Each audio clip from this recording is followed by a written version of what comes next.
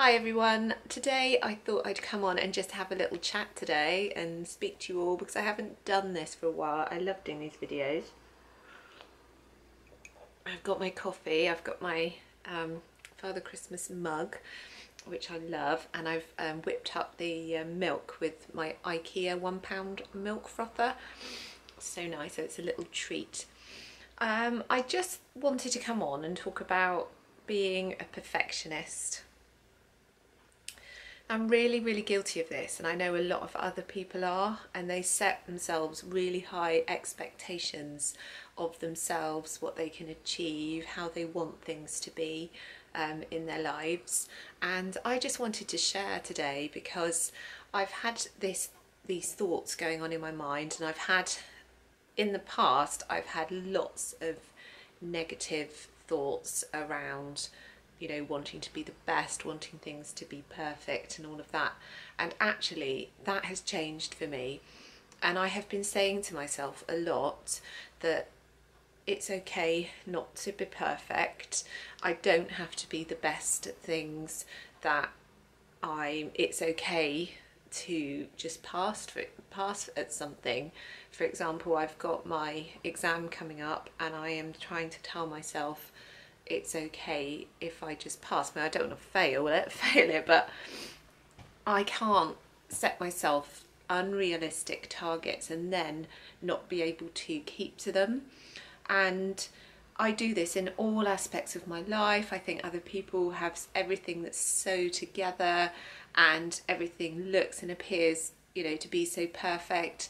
And, you know, it's just far from it. You know, my channel is called Living an Organised Life, and it probably ought to be trying to live an organised life, because I put loads of things in place. I really try, and to be honest, some stuff doesn't work. I put in organisation systems sometimes and they just don't work, and so I try again and try something different.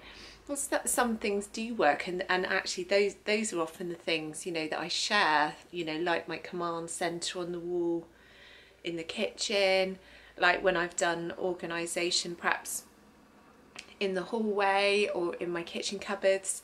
That's because I've actually had that system for a while and I know it works, but where we've tried other things before and they've just been a disaster. So I don't want you to think, you know, for a moment that everything is perfect. I can tell you now that it absolutely isn't. You're seeing this little kind of snapshot with my stockings in the background. You're not seeing the chaos that is around me. I'm gonna just show you what I'm looking at the moment, and I just hope you can appreciate that there ain't anything perfect about me. So this is the fireplace that I have now decorated. Sadly, the LED candles don't work. I'm gutted, but I might have to buy some more. But this thing is a common feature in my life. My husband's Fitball, oh, and weights as well, brilliant. Always around, and it moves about the room. So sometimes I can be filming over here and I'll end up with the ball in shot. It drives me crazy. I hate it, but to be honest, we haven't got anywhere else for him to go and do his exercises. Drives me crazy. Just moving on over here, this is everything that I've been getting ready for the Christmas fair. So I'm doing a chocolate tombola, and this is tidy now. Last night this was all over the floor, and oh my gosh, I was so stressed out. It took me about an hour and a half just to stick on all of the little raffle tickets, wrap the boxes. Oh my gosh, awful. And over here we go. So this is where I was sitting when I was talking to you. And then over here, tons and tons of laundry. So I've got a white wash, I've done a dark wash, and this is all stuff that we need, well, my son needs for tomorrow. So I've just quickly done that last night and hung it out. But this is, again, totally common feature in my house, and that is washing. The other thing that you will see regularly is football boots on the radiator. I might as well make a Christmas decoration out of them, because that is how they look most of the time. They are a permanent feature. Moving on, I am actually quite pleased with my garland, pretty up the stairs, but let me just show you this table. Okay, this is normal. This is normal for my house. So, okay, here's my work stuff.